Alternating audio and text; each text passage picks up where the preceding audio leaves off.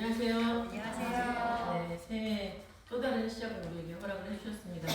너무나 감사드리고 그 날을 기억하고 모든 날에 하나님의 날, 또 모든 우리들에게 허락하신 절기가 하나님께서 우리에게 마지막에 여시는 그 새 예루살렘에서의 큰 축제에 초점이 맞춰져 있다는 것을 생각할 수 있도록 은혜를 우리에게 너무나 깊이 주시는 것 같습니다.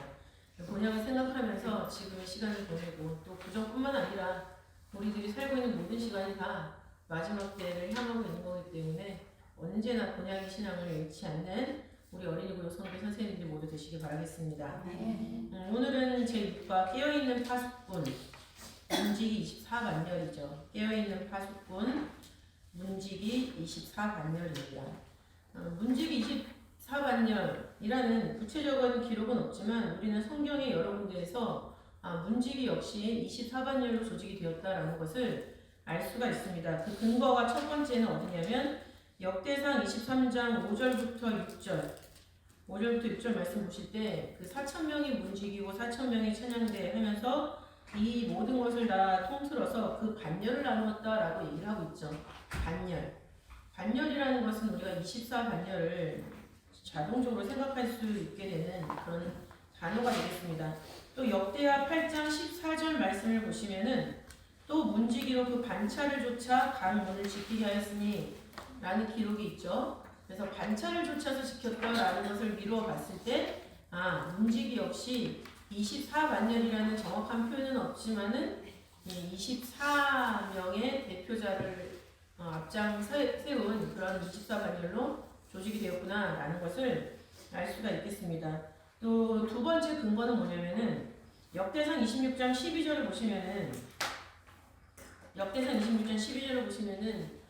문지기들의 이름을 쭉 쓰면서 문지기의 반장이 이러했다라는 표현을 하고 있어요.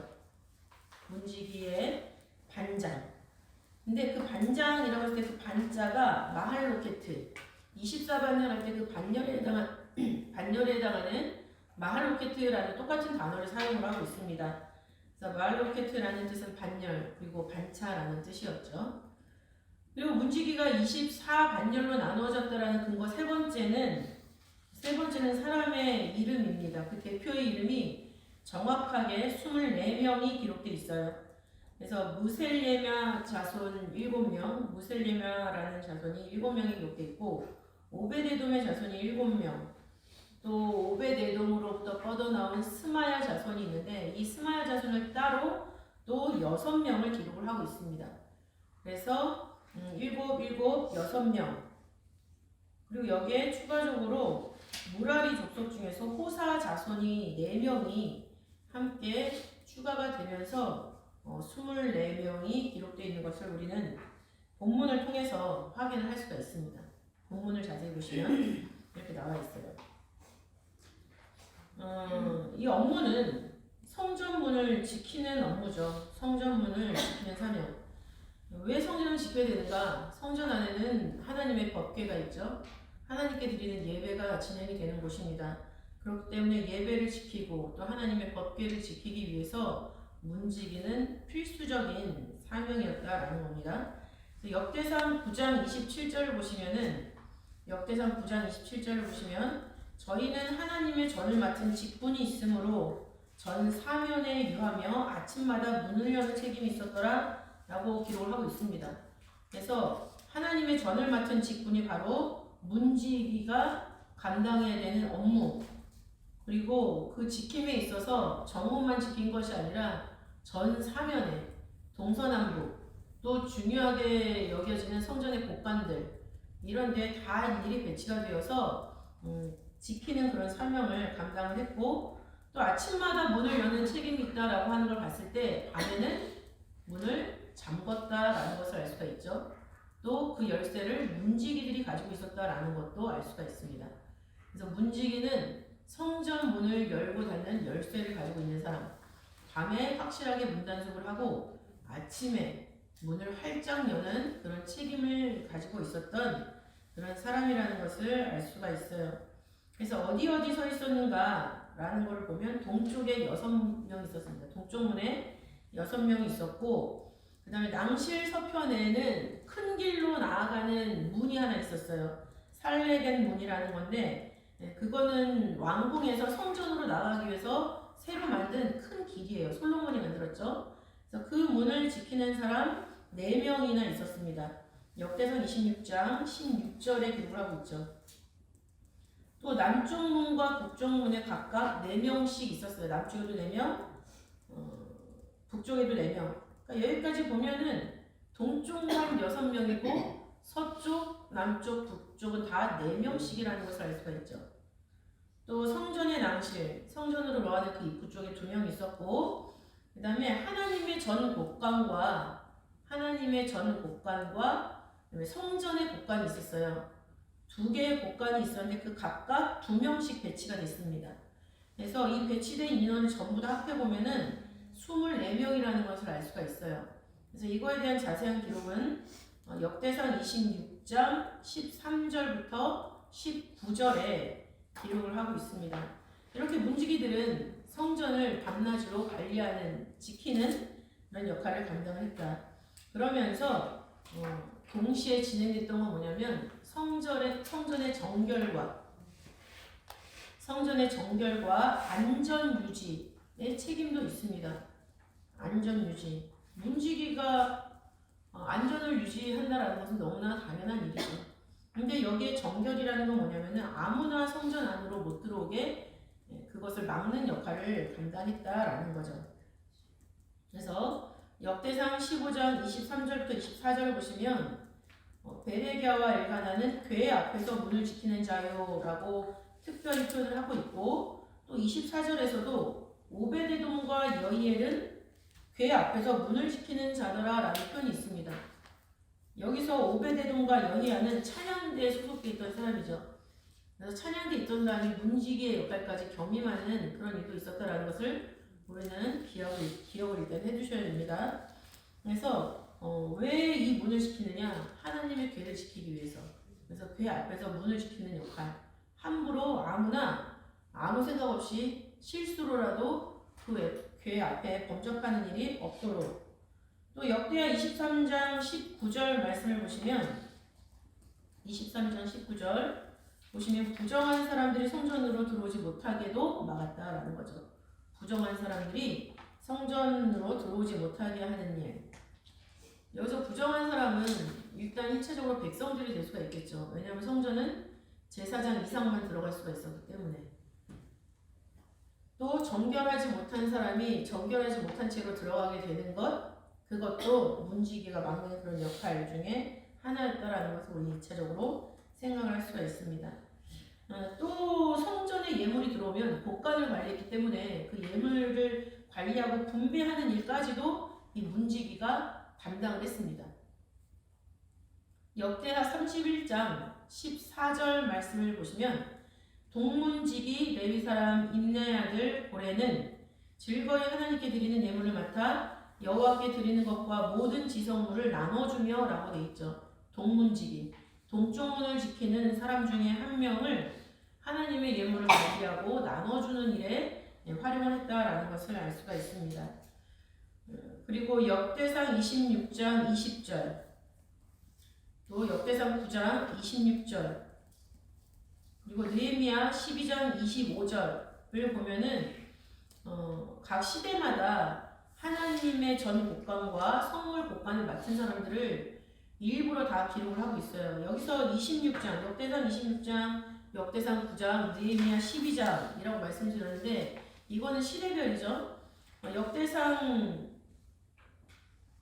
28장, 26장이 아니라 28장 12절입니다. 아니죠. 이거는 성전 지었을 때 그 설명이고 26장. 역대상 26장은 다윗이 마지막 유언을 남길 때 조직하면서 임명한 사람이에요.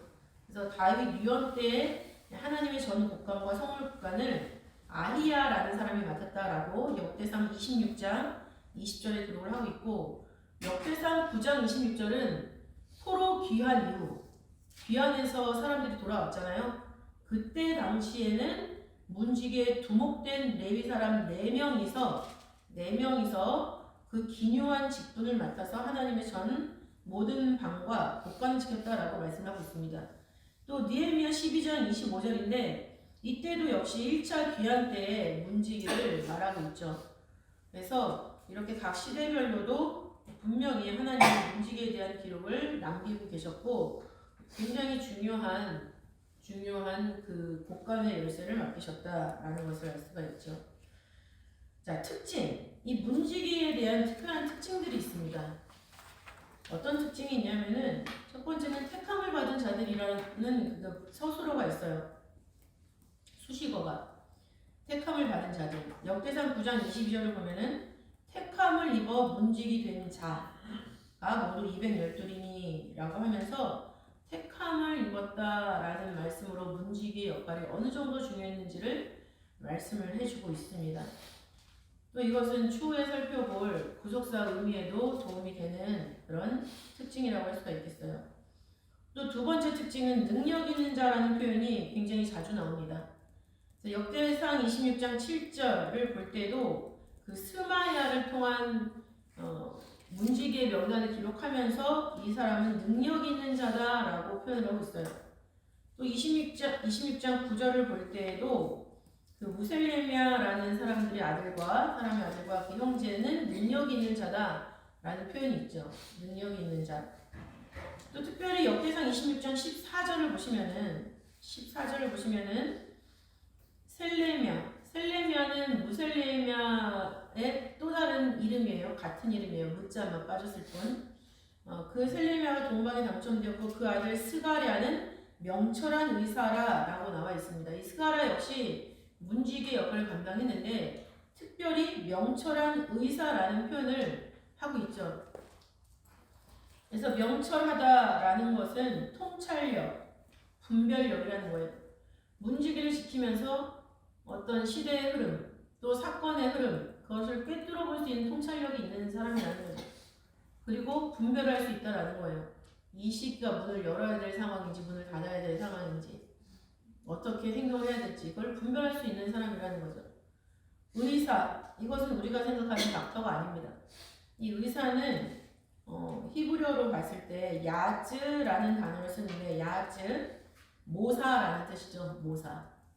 그러니까 꾀를 잘 내는 사람, 궁리에 내는 사람. 그래서 명철한 의사라고 했을 때 이것을 공동 번역에서는 명석한 참모, 또 표준세 번역에서는 슬기로운 참모라고 번역을 하고 있습니다.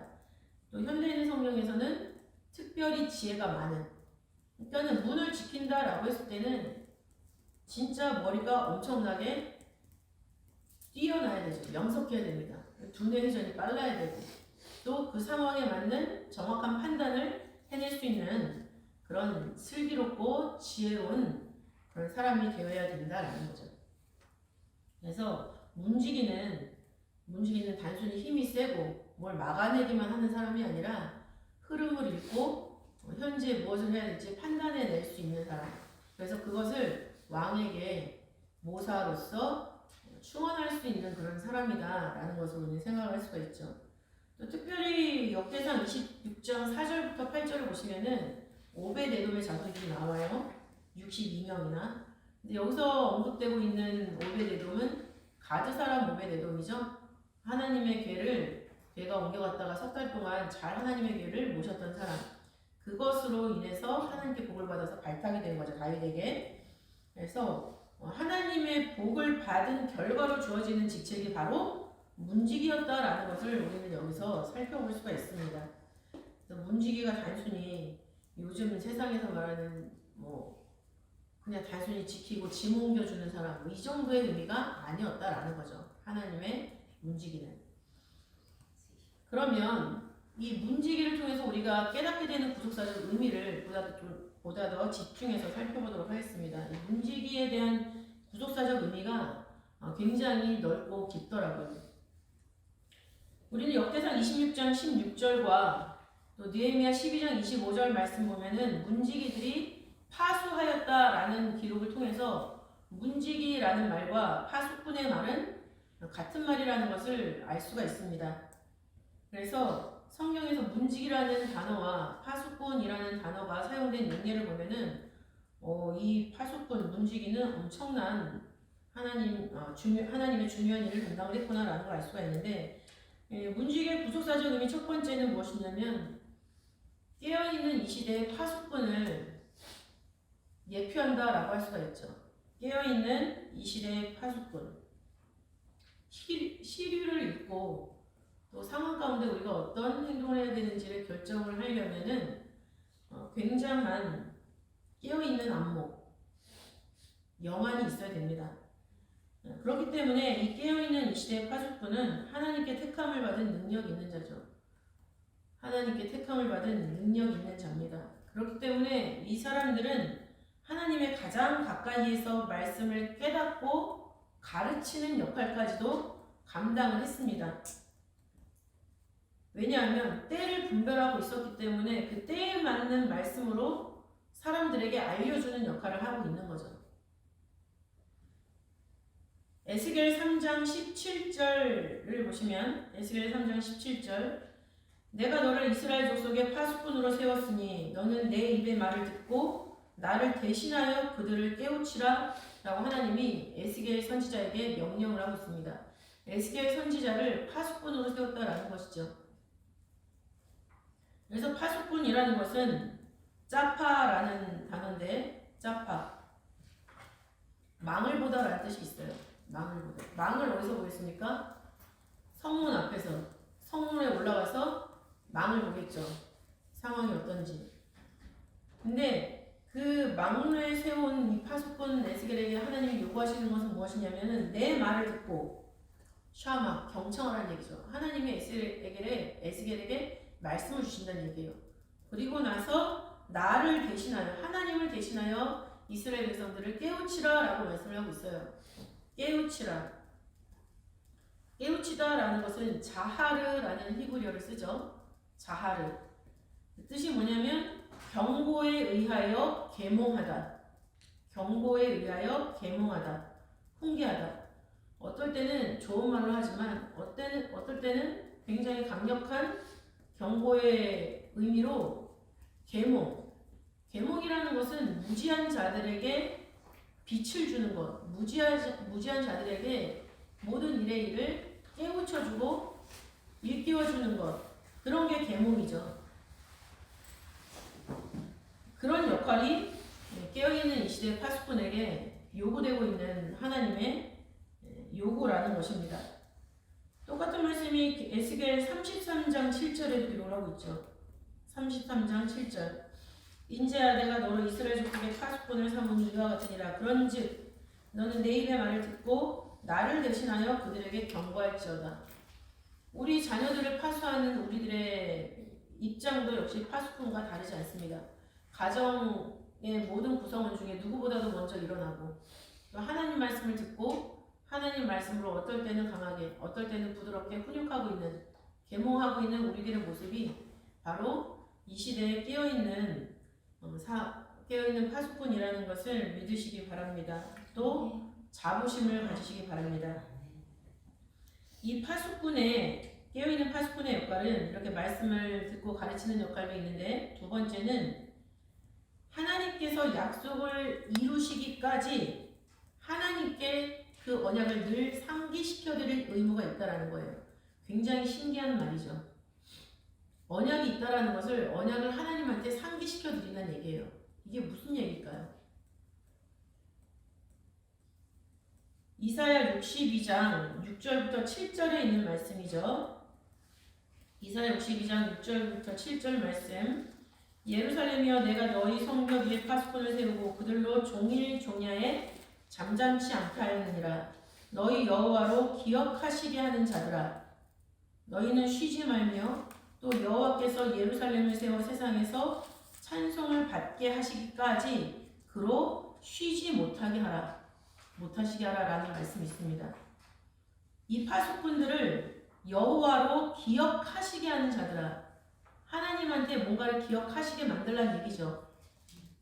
그렇죠? 그리고 하나님이 찬송을 받기까지 하나님으로 하여금 쉬지 못하게 하라 라고 얘기를 하고 있습니다. 너무나 건방진 일이죠 사실.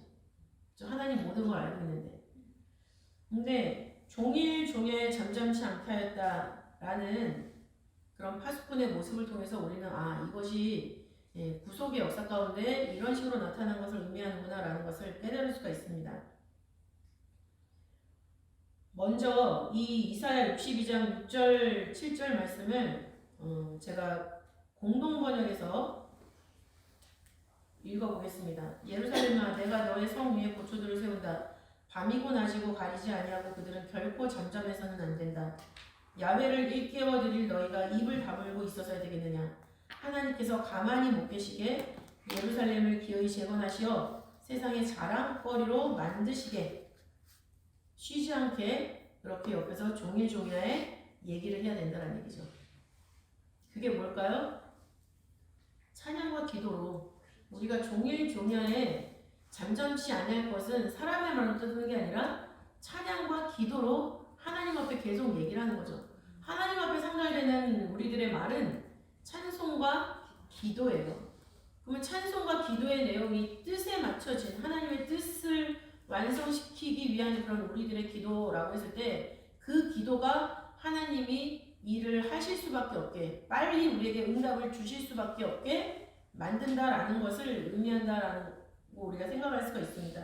왜냐하면 창세기부터 기록된 모든 구속의 역사 속에서 하나님이 언약을 기억하시고 하신 일들이 너무 많아요.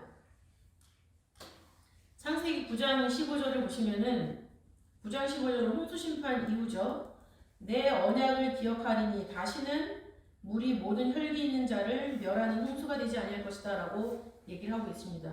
하나님이 구속 역사를 진행하실 때는 하나님 스스로 하나님의 언약을 기억하시고 진행하시는 그런 역사가 분명히 있다라는 거예요. 그리고 출애굽기 2장 24절부터 25절 하나님이 그 고통 소리를 들으시고 아브라함과 이삭과 야곱에게 세운 그 언약을 기억하사 이스라엘 자손을 권념하셨더라. 출애굽의 역사죠. 근데 이 백성들의 부르짖는 소리, 살려달라고 부르짖는 소리, 저도 오늘 새벽에 꿈을 꿨는데 그 내용은 기억을 안 나는데 제가 어떻게 깼냐면 아버지 살려주세요 하면서 일어났어요. 왜 제가 그렇고 이거를 너무 제가 사실 이 말씀이 너무 이해가 안 돼가지고 62장 6절 7절 말씀이 너무 이해가 안 돼가지고 이것 때문에 막 몇 시간 씨름하다가 이거 정리가 됐다 하고 이제 잔 거거든요. 그래서 그랬는지 어쨌든 우리가 모든 생활 가운데 진짜 막막할 때 그냥 아버지 이 말만 할 때가 있잖아요. 더 이상 할 게 없어서. 근데 그것도 하나님이 들으시고 나에게 허락하시는 언약을 기억하시고 그거를 진행해 주신다라는 거죠. 그게 우리가 종일종야에 하나님 앞에 언약을 일깨워드리는 그런 거예요. 하나님 이거 언약이 이런 거니까 이거 하셔야 돼요. 이런 게 아니라 우리 어떤 그런 기도 소리, 뜻대로 살고 싶은 그런 모습들 그런 것들이 하나님 앞에 상달됐을 때 하나님의 언약을 기억하시고 우리들을 위해서 구속의 역사를 보다 빨리 신속하게 쉬지 않고 진행하시는 그런 것을 이 이사야 62장 6절부터 7절에 기록한 것이라고 그렇게 믿어졌습니다. 레위기 26장 45절에도 그런 말씀이 있죠. 그들의 열조와 맺은 언약을 그들을 위하여 기억하리라. 하나님이 언약을 기억해 주시고 우리를 도와주시는 것은 우리를 위해서 우리의 영혼의 구원을 위해서 언약을 기억하시고 도와주시는 것이죠. 그렇기 때문에 우리가 하나님께 자꾸만 하나님 이렇게 부르면서 우리의 관계를 다시 한번 정확하게 하는 그런 부르짖음이라는 것은 결과적으로 하나님의 뜻을 위해서 기도하는 거지만 우리의 영혼이 잘 되는 것이다. 결과적으로 그런 맥락을 가지고 있죠. 또 우리가 잘못할 때도 우리가 기도를 하나님께 부르짖으면 하나님께서 뜻을 돌이켜주세요. 그 출애굽기 32장에서도 하나님이 이스라엘 백성들을 금송아지 우상 숭배 사건 때문에 다 멸해버리기로 하셨잖아요. 근데 32장 쭉 읽어보시면 모세가 아브라함과 이삭과 야곱에게 세우신 언약을 기억해달라라고 말씀을 드려요. 기도를 해요. 그랬더니 하나님이 그 언약을 들으시고 이스라엘 백성들을 멸하기로 작정하신 것을 돌이키시죠. 시편 106편 43절부터 45절에도 그런 말씀이 있습니다. 여호와께서 여러 번 저희를 건지시나 저희가 저희가 꾀로 거역하며 자기 죄악으로 인하여 낮아짐을 당하였도다. 그러나 여호와께서 저희의 부르짖음을 들으실 때 그 고통을 권고하시며 저희를 위하여 그 언약을 기억하시고 그 많은 인자하심을 따라 뜻을 돌이키사 라고 말씀을 하고 있습니다. 그래서 우리가 하나님을 일깨운다라는 것은 기도한다는 얘기예요. 회개 기도로 하나님한테 언약을 기억해달라고 상기시켜드리고 그래서 나를 살려달라고 하는 거죠. 또 기도와 찬양으로 이런 관계를 맺어가는 것입니다. 예레미야 14장 21절 말씀에도 우리와 세우신 주의 언약을 기억하시고 패하지 마옵소서 라는 말씀을 기록하고 있습니다. 또 누가복음 1장 72절 예수님의 오심 탄생 기사를 찬양으로 돌려드리고 있는 구절인데 우리 조상을 긍휼히 여기시며 그 거룩한 언약을 기억하셨으니 예수님이 오신 사건을 하나님이 하신 그 거룩한 언약을 기억하셨기 때문에 메시아를 우리에게 보내주셨습니다 라는 고백이 되고 있는 거예요. 그래서 이 파수꾼을 세워주시고 파수꾼을 종일종야에 잠잠치 않게 하셨다라는 것은 찬양과 기도 바로 그 자체입니다. 에스겔 36장 36절부터 37절을 보시면은 나 여호와가 말하였으니 이루리라. 나 주 여호와가 말하노라. 그래도 이스라엘 족속이 이와 같이 자기들에게 이루어주기를 내게 구하여야 할지라 라고 하나님이 말씀을 하고 계십니다. 우리가 기도하지 않아도 일은 이루어져요. 하나님의 일은 역사는 이루어집니다. 그러나 그 때를 우리를 위해서 우리 각자를 위해서 나를 통해서 이루어지기를 바란다면 우리가 하나님 앞에 기도를 해야 된다는 거죠. 하나님은 이루실 거지만은 여기 분명히 내가 이루어질 건데 그래도 너네들한테 그 말씀이 이루어지기를 기도해야 될 것이다 라고 말씀을 하고 있습니다.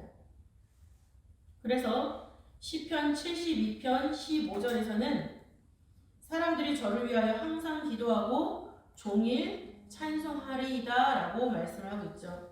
또 데살로니가전서 5장 17절에도 쉬지 말고 기도하라 라고 말씀을 하고 있습니다. 그야말로 종일 종야에. 로마서 1장 9절부터 10절 로마서 1장 9절부터 10절 말씀을 보면 사도 바울도 항상 내 기도에 쉬지 않고 너희를 말하며 항상 기도를 하고 있는데 우리를 위해서 기도를 하고 있는데 그 기도의 내용이 뭐냐면 하나님의 뜻 안에서 너희에게로 나아갈 좋은 길 얻기를 우리가 나아갈 좋은 길을 얻기를 항상 하나님의 사람이 기도를 해 주신다라는 것을 말씀하고 있는 거죠. 그래서 파수꾼이 종일 종야에 하나님 앞에 기도를 해야 되는데 그것이 무엇이냐? 하나님이 지금 이루실 뜻을 이루어 달라고 기도를 해야 된다는 것. 또 그 안에 그 뜻 안에서 우리가 나아갈 좋은 길, 선한 길로 우리가 갈 수 있도록 해달라고 기도를 해야 된다는 것이죠. 그게 이 시대를 지키는 깨어있는 파수꾼의 사명입니다. 그 파수꾼의 존재 이유를 볼까요? 이제 하나님이 그 파수꾼을 세우신 존재 이유는 첫 번째 경고하기 위해서죠. 파수꾼은 자기만 경성하는 것이 파수꾼이 아닙니다. 자기가 속한 가정, 자기가 속한 교회, 자기가 속한 나라를 파수하는 것이 파수꾼의 사명이죠. 그런데 그 파수꾼을 세우신 존재 이유, 경고하기 위해서 세우셨다라고 말씀하고 있죠. 에스겔 33장 1절부터 쭉 보시면 되는데 거기서 보시면은 2절부터 6절까지 보시면은 인자야 너는 내 민족에게 구하여 이르라. 가령 내가 칼을 한 땅에 임하게 한다 하자. 그 땅 백성이 자기 중에 하나를 택하여 파수꾼을 삼은 그 사람이 그 땅에 칼이 그 땅에 임함을 보고 나팔을 불어 백성에게 경고하되 나팔 소리로 그 지경에 있는 사람들에게 경고할 책임이 파수꾼에게 있다는 얘기죠. 그런데 4절을 보니까는 나팔 소리를 듣고도 경비하지 아니하므로 그 임하는 칼에 제함을 당하면 그 피가 자기의 머리로 돌아갈 것이다. 파수꾼이 나팔을 불어서 신호를 했는데 그 나팔 소리를 듣고 스스로 단속하지 않았어요. 대비하지 않았어요. 그럼 그 사람은 그냥 자기가 제대로 듣지 않은 그 죄에 빠져서 죽는 거예요. 그러나 거기 6절을 보시면 파수꾼이 칼이 임함을 보고도 나팔을 불지 아니하여 백성에게 경고치 아니하므로 그들 중에 한 사람이 그 임하는 칼에 재앙을 당하면 그는 자기 죄악 중에 재앙과 되려니와 그 죄를 내가 파수꾼의 손에서 찾으리라 라고 얘기하고 있습니다. 그러니까 파수꾼은 정확하게 나팔을 불어서 경고해야 되는 사명이 있다는 얘기죠. 그러나 그거를 분명히 깨달았는데 그것을 나팔 불지 않았어요. 증거하지 않았고 깨닫았는데도 불구하고 그 깨달은 것을 공유하지 않았다라는 얘기죠. 가르치지 않았다라고 했을 때는 듣지 못한 사람은 죄를 회개할 기회를 잃어버리기 때문에 그 죄 중에 죽어버릴 수밖에 없겠죠. 그러나 상황이 이렇게 되는 그 모든 죄악을 누구한테 찾아요? 파수꾼에게서 그것을 찾겠다라고 얘기를 하고 있습니다. 내가 경고하지 않았기 때문에 우리 자녀가 엇나간다. 엇나감을 보고도 강하게 훈육하지 않았다. 또는 말씀으로 경계하지 않았다라고 했을 때는 자녀들은 자녀들이 엇나가는 대로 죄악 중에 망하겠지만 그 죄를 나한테 묻는다라는 거죠. 그렇기 때문에 우리는 깨어서 우리 자녀들에게 하나님의 말씀으로 지켜주고 또 일깨워주고 그 다음에 하나님이 뜻 안에서 우리가 어떤 길을 가야 되는지 좋은 길을 제시할 책임이 있다라는 거예요. 두 번째 존재 이유는 뭐냐면 문지기 파수꾼의 두 번째 존재 이유는 주인에게 문을 열어주기 위해서 존재합니다. 주인이 오시잖아요. 나중에 오실 때 오시는지 안 오시는지 망을 계속 보고 있는 거예요. 보고 있다가 오시면 잽싸게 문을 활짝 열어주기 위해서 문지기가 존재한다라는 거죠. 마가복음 13장 34절부터 35절 말씀을 보면 문지기에게 깨어있으라 명하셨다라고 기록을 하고 있습니다. 문지기에게 깨어있으라라고 명령을 하셨다라는 거죠. 근데 그 깨어있으다라는 헬라어가 그레고리오라고 하는데요. 그레고리오 지켜보다라는 뜻도 있지만 상징적으로 볼 때는 정신 차리다라는 뜻이 있어요. 그러니까 육체적으로 안 자고 깨어있다라는 것만은 아니라는 거죠. 정신을 차리고 있어라. 또 은유적으로 표현을 하자면 신중하다라는 뜻이 있어요. 감정에 치우쳐서 일을 다그치는 것이 아니라 신중하게 말씀을 중심으로 생각을 거듭하면서 때를 분별하고 정확한 말을 하라는 얘기예요. 내가 승질이 난다고 막 입으로 풀어내는 것이 아니라. 또 요한복음 10장 3절에서는 그렇게 깨어있으라 명한 이유가 나와 있습니다. 요한복음 10장 3절 문지기는 그를 위하여 문을 열고 라는 말씀이 기록되어 있죠. 주인이 오실 때 그 오시는 분을 맞이하기 위해서 문을 연다는 얘기죠. 그러니까 깨어있는 이유, 문지기를 세워주신 이유는 주인에게 문을 열어주기 위해서. 근데 이 문을 여는 사람이 나중에는 누가 되느냐면 우리 각자가 다 그런 문을 열어주는 사람이 돼야 되는 거예요. 모두가 다 문지기라는 얘기죠. 지금 우리 평강제일교회도 모두가 다 문지기잖아요. 파수꾼이죠. 계시록 3장 20절을 보시면은 볼지어다 내가 문 밖에 서서 두드리노니 누구든지 내 음성을 듣고 문을 열면 내가 그에게로 들어가 그로 더불어 먹고 그는 나로 더불어 먹으리라 라고 말씀하고 있습니다. 마지막 때는 우리 각자가 파수꾼이 다 되어서 주인이 오실 때 문을 활짝 열고 맞이해야 되는 그런 사명이 있다는 거예요. 누구 한 사람에게 책임이 지어지는 일이 아니라는 거죠. 그래서 이 파수꾼의 날은 두 가지 의미가 있습니다. 파수꾼의 날은 두 가지 의미. 첫 번째는 하나님 앞으로 나아가는 날이에요. 하나님 앞으로 나아가는 날. 예레미야 31장 6절에 기록을 하고 있죠. 파수꾼이 외치는 날이 이를 것이라 하면서 우리가 시온에 올라가서 우리 하나님 여호와께로 나아가자라고 나와 있습니다. 파수꾼이 외치는 날이 있는데 그 외치는 날 우리의 행동은 뭡니까? 하나님 앞, 시온에 올라가서 하나님 앞에 이르는 것. 그래서 파수꾼의 날은 하나님 앞으로 나가는 날이죠. 두 번째로 파수꾼의 날은 심판의 날, 형벌의 날입니다.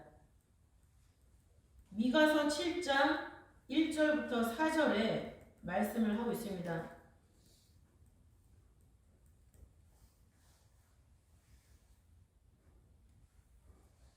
미가서 7장 1절부터 4절 말씀을 좀 길지만 다 읽겠습니다. 재앙이로다 나여 나는 여름 실과를 딴 후와 포도를 거둔 후 같아서 먹을 송이가 없으며 내 마음에 사모하는 처음 익은 무화과가 없도다. 이와 같이 선인이 세상에서 끊쳤고 정직자가 민간이 없도다. 무리가 다 피를 흘리려고 매복하며 각기 그물로 형제를 잡으려 하고 두 손으로 악을 부지런히 행하도다. 그 군장과 재판자는 뇌물을 구하며 대인은 마음에 악한 사욕을 바라며 서로 연락을 취하니 그들의 가장 선한 자라도 가시 같고 가장 정직한 자라도 찔레 울타리보다 더하도다. 그들의 파수꾼들의 날 곧 그들의 형벌의 날이 임하였으니 이제는 그들이 요란하리로다 라고 말씀을 하고 있죠. 마지막 때에 나타나는 현상들입니다. 악을 부지런히 두 손으로 악을 부지런히 행하고 여기서 군장과 재판자 재판하는 사람들이죠. 또 대인은 부자입니다. 부자. 그래서 유전 무죄 무전 유죄 현상이 있다라는 것을 말하고 있는 거죠. 아무리 선한 착하고 좋은 사람이라도 가시 같은 모습이 있다. 아무리 정직하다고 주장을 해도 찔레 울타리보다 더하다고 했습니다. 착한 사람, 정직한 사람 없다는 얘기죠. 그런 사람들에게는 파수꾼의 날이 형벌의 날로 임합니다. 우리가 일반적으로 마지막 때는 심판의 부활과 생명의 부활로 나온다고 요한복음 5장 29절에 기록을 하고 있잖아요. 우리가 기다리는 그 마지막 날은 하나님을 정확하게 믿고 따르는 사람들에게는 하나님을 만날 수 있는 날이 되는 거예요. 그러나 그렇지 않은 사람, 정직하지 못하게 산 사람, 말씀의 삶을 감당하지 못하고 말씀이 아니라 말만 퍼뜨린 사람은 그 날이 형벌의 날이 된다라는 것을 말씀하고 있죠. 그거를 파수꾼의 날로 표현을 하고 있습니다. 그래서 구속사적 의미, 여태까지 본건 깨어있는 파수꾼으로서의 그런 모습들, 또 존재 이유를 살펴봤고, 두 번째가 그 파수꾼의 날을 우리는 문지기라는 것을 통해서 생각을 해볼 수가 있다라는 것. 그 다음에 세 번째 구속사적 의미는 아까 분명히 제가 찬양됐던 사람이 문지기도 했었다라고 말씀을 드렸죠. 역대상 15장 18절과 16장 5절은 찬양대에 대한 명단이에요. 찬양대 명단이고 역대상 15장 24절부터 25절은 문지기 명단이에요. 근데 이 두 군데를 비교해 보면 교집합이 나오는데 그 교집합이 된 이름이 여이엘과 오벳에돔입니다. 이 사람들은 찬양대도 하면서 문지기도 했다라는 것이죠. 근데 우리가 여태까지 살펴본 문지기의 사명을 보면 찬양대와 그다지 다르지 않다라는 것을 알 수가 있어요. 하나님 앞에 찬양과 기도로 아뢰는 그런 역할이 문지기에도 있었기 때문에 시편 84편은 아마 문지기를 했었던 사람이 쓴 시가 아닌가라고 생각이 되는데, 왜냐하면 84장 7절을 보실 때 저희는 힘을 얻고 더 나아가 시온에서 하나님 앞에 각기 나타나리이다 라고 얘기를 하고 있어요. 힘을 얻고 더 능력 있는 자라는 얘기죠. 그런데 이 10편 84편 10절을 보면은 우리가 많이 알고 있는 구절이 나오죠. 주의 궁정에 사는 날이 다른 곳에서 첫날보다 나은즉 악인의 장막의 과음보다 내 하나님 문지기로 있는 것이 좋사오니 라고 얘기를 하고 있습니다. 그래서 이게 고라 자손이 지은 시인데 고라 자손의 후손 중에 문지기로 충성한 사람들이 있어요. 근데 굳이 문지기의 입장에서 이것을 쓴 것을 보았을 때 구소서 시리즈는 시편 84편이 문지기 중에 한 사람이 쓴 시가 아니겠느냐라고 기록을 하고 있는 거죠. 그런데 이사야 52장 8절 말씀을 보시면은 이사야 52장 8절 들을지어다 너의 파수꾼들의 소리로다 라고 기록을 하고 있습니다. 그러면서 그들이 소리를 높여 일제히 노래하니 파수꾼들이 노래한다는 얘기죠. 이는 여호와께서 시온으로 돌아오실 때에 그들의 눈이 마주보미로다 라고 말씀하고 있습니다. 그러니까 찬양하는 문지기인 거죠. 찬양하는 문지기, 찬양하는 파수꾼. 그들은 나중에 하나님이 시온으로 돌아오실 때 그들의 눈이 마주친다는 얘기예요. 그러니까는 하나님이 임재하실 때 가장 먼저 하나님과 눈이 마주치는 사람이 누구란 얘기예요? 문지기란 얘기죠. 찬양대, 찬양 노래하는 문지기. 그죠? 찬양대는 성전 안에 있잖아요. 근데 동쪽으로 들어오실 때 동쪽 문지기가 제일 먼저 보겠죠. 에스겔 성전을 생각을 해보면 그렇겠죠. 그러니까 이 문지기, 찬양하는 문지기들이 하나님을 가장 먼저 만나본다라는 것을 우리는 여기서 알 수가 있습니다. 또 이 문지기는 하나님께로부터 말씀을 배워서 그걸 가르치는 사람이라고 했잖아요. 그렇기 때문에 우리가 지난 찬양회 때 말씀드렸던 계시록 14장 3절에서 14만 4천이 그 동안 책을 떼잖아요. 계시록 5장을 보시면.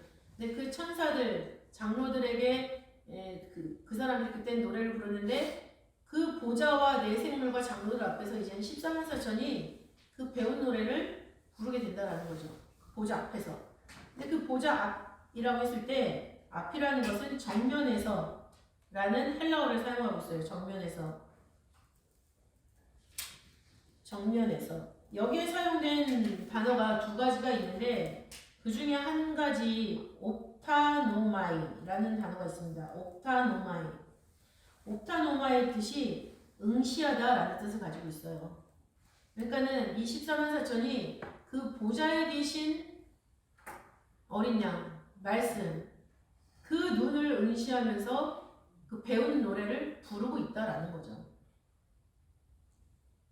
그야말로 여태까지 문지기가 했던 그런 모습의 마지막 절정이라고 할 수가 있겠습니다.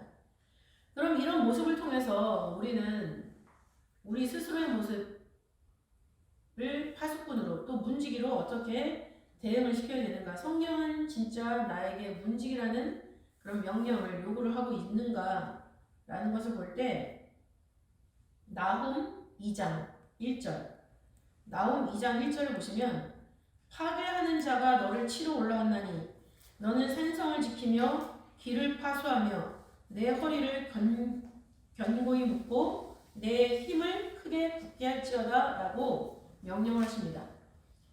파괴하는 자가 너를 치러 올라왔나니 마치 사단이 가인을 청구했던 것처럼 그렇게 사단이 나를 파괴하러 온다라는 얘기죠.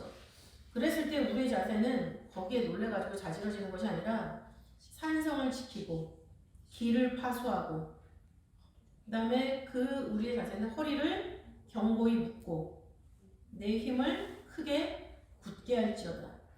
하나님이 능력을 주실 테니까는 그 능력을 가지고 정신 차리고 너에게 준 모든 지경과 글로 통하는 길을 다 파수하라 라고 명령을 하고 계시는 거죠.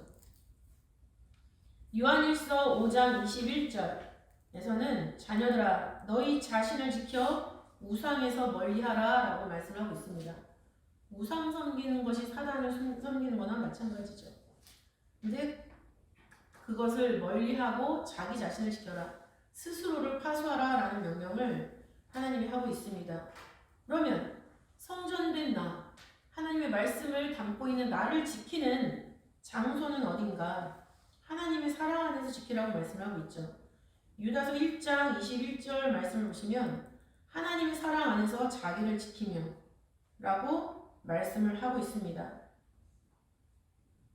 또 아까 읽었던 시편 84편 10절도 주의 궁정에서의 한날 하나님의 궁정 안에서 하나님의 품 안에서 자기를 지켜야 된다라는 것을 말씀하고 있는 거죠.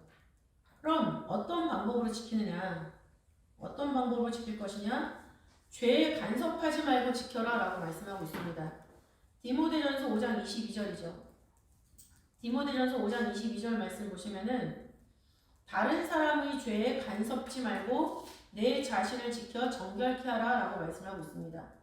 다른 사람의 죄에 간섭지 말고, 그래서 간섭하다라는 것은 교제를 시작하다 동참자가 되다라는 뜻이에요. 그러니까 다른 사람의 죄에 동참하지 말아라라는 얘기죠. 거기에 찬성하지 말라는 얘기예요. 변호하지 말라는 얘기입니다. 그렇게 간섭하지 않을 때 우리 자신을 지킬 수가 있는 거고 우리의 성결이, 거룩이 유지가 되는 그런 일이다라는 거죠. 두 번째 방법은 말을 조심해서 지켜라 라고 말씀하고 있습니다. 말을 지켜라. 말을 조심하라. 시편 141편 3절이죠. 시편 141편 3절 말씀 보시면 여호와여 내 입 앞에 파수꾼을 세우시고 내 입술의 문을 지키소서라고 말씀하고 있습니다. 내 입 앞에 파수꾼을 세우셔서 하나님이 원하지 않는 말은 하지 않게 해달라는 거죠. 파수꾼. 그리고 내 입술의 문을 지키소서. 그래서 지키다라는 것은 낫자르라는 단어인데, 낫자르, 봉쇄하다라는 뜻이 있어요. 아예 허튼 말 같은 거는 아예 하지 않도록 차라리 벙어리가 되게 해달라라고 이렇게 기도하는 그런 모습이 되겠습니다.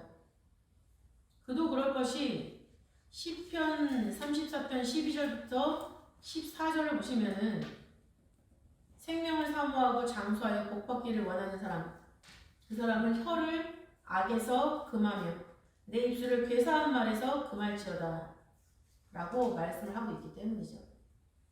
사람이, 우리가 하는 말의 95% 이상은 추측으로 하는 말이라는 거예요. 생각으로 하는 말. 이런 거 아니야? 이런 거죠. 아님 말고.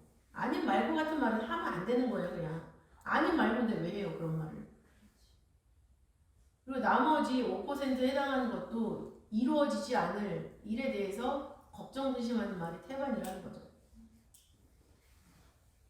베드로전서 3장 10절 생명을 사랑하고 좋은 날 보기를 원하는 자는 혀를 금하며 악한 말을 그치며 그 입술로 괴율을 말하지 말고 라고 말씀하고 있습니다. 그래서 괴율이라는 단어는 상징적으로 사용할 때 섞음질을 하다라는 얘기예요. 섞음질을 하다. 왜 우리 섞여 사는 무리는 알고 있죠? 그러니까 말을 이 말 저 말 섞어한다는 얘기예요. 이 말 저 말 섞어한다. 하나님의 말씀이면 딱 말씀을 하면 되는데 사람의 생각, 사람의 말과 섞어서 교묘하게 하나님의 말씀을 이용해 먹는 거죠. 그게 괴율이라는 겁니다. 그래서 죄에 간섭하지 말고 또 입술에 파수를 세워서 우리가 파수꾼의 사명을 감당을 해야 됩니다. 또 하나는 하나님의 말씀을 바라고 지킴으로 우리가 파수꾼의 사명을 감당해야 된다는 거죠. 하나님의 말씀을 바라고 지킴으로. 하박국 2장 1절부터 3절, 하박국 2장 1절부터 3절 말씀을 보시면은 내가 내 파수하는 곳에 서며 성루에 서리라. 그가 내게 무엇이라 말씀하시는지 기다리고 바라보며 나의 질문에 대하여 어떻게 대답하시는지 보리라. 그리하였더니 여호와께서 내게 대답하여 가라사대 너는 이 묵시를 기록하여 판에 명백히 새기되 달려가면서도 읽을 수 있게 하라. 이 묵시는 정한 때가 있나니 그 종말이 속히 이르겠고 결코 거짓되지 아니하리라. 비록 더딜지라도 기다리라. 지체되지 않고 정령 응하리라 라고 말씀하고 있습니다. 그러니까 우리가 이 시대에 나를 지켜가면서 사는 것은 하나님한테 기도하고 하나님 나한테 어떻게 말씀하실지 기다리는 자세. 그것이 파수하는 곳에 서서 성문에 서서 파수하는 사람들의 기도라는 거죠. 하나님의 말씀을 기다리고 바라보면서 지켜나가야 된다라는 겁니다. 잠언 19장 16절 말씀을 봐도 계명을 지키는 자는 자기 영혼을 지키거니와 라고 말씀하고 있죠. 하나님의 말씀을 지키는 사람만이 그 영혼을 지켜나갈 수 있다. 우리가 하나님의 말씀을 지켜나갈 때 우리가 우리 남편의 영혼을 지킬 수가 있고 우리 자녀들의 영혼을 지킬 수가 있는 거죠. 그렇게 지켜나갈 때 쉽지만은 않습니다. 그렇기 때문에 성경은 인내로 지켜라 라고 말씀하고 있어요. 인내. 계시록 14장 12절 말씀을 보시면 14장 12절 성도들의 인내가 여기 있나니 저희는 하나님의 계명과 예수 믿음을 지키는 자니라. 하나님께 대한 믿음과 계명, 말씀과 예수 믿음을 지켜나갈 때 성도들의 인내가 돋보이고 제대로 활약을 나타낸다라는 것을 말씀하고 있죠. 우리가 파수하는 일에는 인내가 있어야 돼요. 저도 오늘 새벽 2시, 4시 사이에 관제를 했는데 졸린 걸 참고 인내하면서 하는 거죠. 교회를 지키기 위해서, 뜻을 지키기 위해서. 그런 인내하는 모양이 구정 때 분명히 여러분한테도 있었을 거라고 저는 생각을 합니다. 인내하면서 교회가 너무 그립고 가고 싶고 걱정되지만 인내하면서 기도하면서 주일날 이 자리를 달려나오신 거죠. 이렇게 파수꾼의 사명, 단순히 옛날 과거에 있었던 문지기 24번 일이 있었구나, 참 체계적으로 믿었구나, 우리도 체계를 잡자, 이런 것이 아니라 우리 각자가 마지막 때 주인이 오시면 문을 열어주는 사명, 또 그렇게 되기까지 인내로 나를 지키고 우리 자녀를 지키고 가정을 지키고 교회를 지키고 나라를 지키는 그런 모습, 그리고 그 지키는 그 중심에는 말씀의 내용이 있어야 된다는 것. 이런 내용을 가지고 우리가 끝까지 문지기 삶을 감당할 때 우리의 이름이 생명책에서 발견이 돼요. 생명책에서 발견되는 게 왜 중요하냐면 거기에 이름이 있는 사람만 그 하나님 나라의 문을 통과해서 들어갈 수가 있거든요. 내가 문지기면 당연히 들어갈 수가 있죠. 그리고 내가 문지기로 서 있었을 때 내가 아는 사람을 들여보낼 수가 있는 거예요. 잔치집이 있는데 그 잔치집에 우리 엄마가 도와주러 갔어요. 보면 맛있는 냄새가 막 나요. 밖에서 보고 있는데 엄마가 전을 부치고 있어요. 그럼 엄마가 오라고 한단 말이에요. 그러면 제가 자신 있게 들어가서 그 전을 먹는 거예요. 그러나 우리는 전 부치는 사람이 돼야 되겠죠. 누가 불러서 들어간 사람이 아니라 우리가 다른 사람을 들어보낼 수 있을 정도에 깨어있는 파수꾼이 돼야 된다라는 겁니다. 계시록 21장 12절 계시록 21장 12절 분명히 12문이 있다라고 말씀을 하고 있습니다. 근데 그 12문을 12천사가 지키고 있어요. 근데 계시록 21장 27절을 보면은 오직 어린 양의 생명책에 기록된 자들이 그리로 들어갈 수 있다라고 기록을 하고 있는 것이죠. 우리가 직접 문지기가 되어서 우리가 지켜야 될, 하나님이 지키라고 맡겨주신 것이 10가지면 10가지를 다 지켜내는 거죠. 아담 하와에게 지키라고 하신 것은 선악을 알게 하는 나무 음식을 먹지 말라라는 그 한 말씀이었어요. 근데 그걸 못 지켜가지고 인류가 지금까지 고생하시고 말씀이 고생하시는 거 아니겠습니까? 그렇다면 그것을 더 이상 우리는 반복하지 말아야 되겠죠. 하나님이 나에게 맡겨주신 것이 무엇인지 그걸 생각하면서 내 것이 아니고 하나님 것이다 라는 고백을 하고 그것을 지키기 위해서 인내하면서 말씀의 내용을 가지고 끝까지 하나님께서 원하시는 그 경주를 다해서 그 하늘나라에 있는 문을 넉넉히 통과하시고 또 나 때문에 다른 사람들도 통과할 수 있게 만드시는 그런 깨어있는 파수꾼의 역할을 감당하시기를 바라겠습니다. 기도하시고 헌금하시겠습니다. 사랑이 많으신 아버지 하나님 감사드립니다. 아버지 문지기 24반열을 통해서 저희들이 이 시대에 깨어있는 문지기, 깨어있는 파수꾼이라는 것을 다시 한번 마음 가운데 깨닫고 우리의 삶 가운데 지켜야 될 것을 말씀의 내용을 가지고 인내로 정확하게 지키기를 결단할 수 있도록 인도하시느라 감사드립니다. 아버지 하나님 지금 내 몸에 걸치고 있는 것들 또한 내가 숨쉬고 있는 호흡하고 있는 것들 그 무엇 하나도 내 것이라고 주장할 수 없다라는 것을 온전히 깨달을 수 있도록 인도하시고 모든 것이 하나님께로부터 받았사오니 하나님께로부터 받은 것을 지켜나가기 위해서 저희들이 모든 아버지 사고를 바꿀 수 있도록 인도하시고 가치관을 바꿀 수 있도록 아버지께서 인도하시고 역사하여 주시옵소서.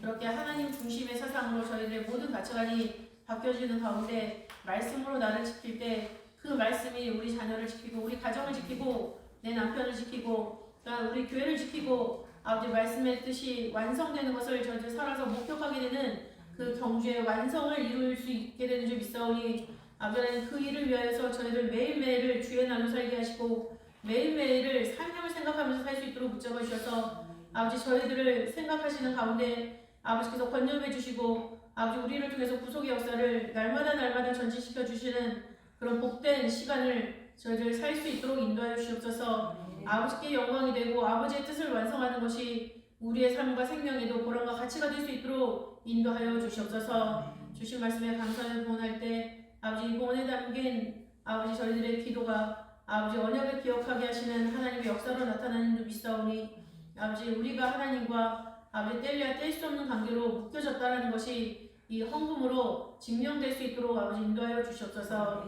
믿고 맡기오며 사랑 많으신 예수님 이름으로 감사 드리옵나이다. 아멘.